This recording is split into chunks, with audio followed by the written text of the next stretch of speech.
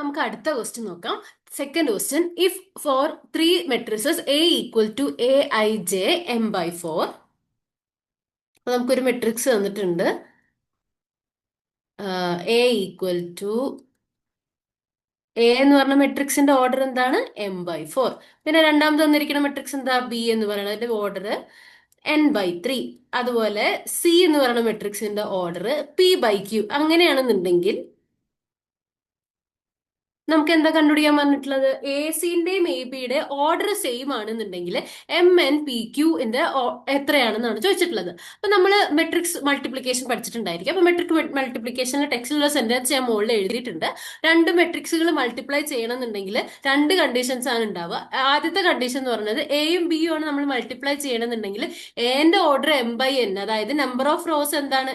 എമ്മും number of column എന്നും ആണെന്നുണ്ടെങ്കിൽ ബിയുടെ ഓർഡർ എൻ ബൈ പി. അപ്പൊ അവിടെ എന്താ? നമ്പർ ഓഫ് റോസ് എന്നും നമ്പർ ഓഫ് കോളംസ് പി ആയി. അപ്പൊ എന്താണ്? ഇപ്പുറത്തെ നമ്പർ ഓഫ് റോയും ഇപ്പുറത്തെ നമ്പർ ഓഫ് കോളവും എന്തായിരിക്കണം? സെയിം ആയിട്ട് വരണം. അതായത് തിരിച്ച് നമ്പർ ഓഫ് കോളവും നമ്പർ ഓഫ് റോയും സെയിം ആയിട്ട് വരണം. അത് ആദ്യത്തെ കാര്യം. രണ്ടാമത്തെ കാര്യം എന്താ? പ്രൊഡക്റ്റ് ഓഫ് മെട്രിക്സ്, അതായത് നമുക്ക് കിട്ടുന്ന പ്രൊഡക്റ്റിന്റെ ഓർഡർ എന്തായിരിക്കും? M by P. അതായത് ആ റോ ഇൻറ്റു രണ്ടാമത്തെ കോളം ബൈ രണ്ടാമത്തെ കോളം. അപ്പൊ ഇവിടെ നമുക്ക് നോക്കാം, നമ്മൾ രണ്ട് മെട്രിക്സുകളോട് നമുക്ക് മൾട്ടിപ്ലൈ കിട്ടിയത് ഏതാ?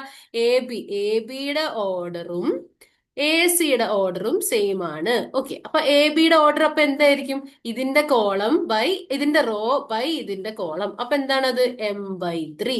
അതുപോലെ എ സി എന്തായിരിക്കും? ഇതിന്റെ റോ ബൈ ഇതിന്റെ കോളം, അതായത് എം ബൈ ക്യൂ. ഓക്കെ, അപ്പൊ നമുക്ക് ഫസ്റ്റ് തന്നെ കിട്ടി അല്ലെ? ക്യൂ ഈക്വൽ ടു ത്രീ എന്ന് കിട്ടി, ക്യൂ ഈക്വൽ ടു ത്രീ കിട്ടി. അപ്പൊ നമ്മുടെ ഓപ്ഷൻ എന്തായിരിക്കാം? ഇതാവാം, ഇതാവാം, ഇതാവാം. അപ്പൊ ബി അല്ലാതെ നമുക്ക് കിട്ടി. പിന്നെ നമുക്ക് അറിയാവുന്ന കാര്യം എന്താ? മൾട്ടിപ്ലൈ ചെയ്യണമെന്നുണ്ടെങ്കിൽ നമ്മൾ ആദ്യത്തെ പോയിന്റ് അല്ലെ, മൾട്ടിപ്ലൈ ചെയ്യണമെന്നുണ്ടെങ്കിൽ എയും ബിയും മൾട്ടിപ്ലൈ ചെയ്യണമെന്നുണ്ടെങ്കിൽ ഈ ഈ number of column of A equal to number of rows of B. അപ്പൊ എന്ത് നമുക്ക് കിട്ടി? N equal to M, N equal to four. ഇവിടെ എൻ ഈക്വൽ ടു ഫോർ വരുന്നത് ഓപ്ഷൻ ഏതാ ഉള്ളത്? ഇതല്ലേ ഉള്ളൂ.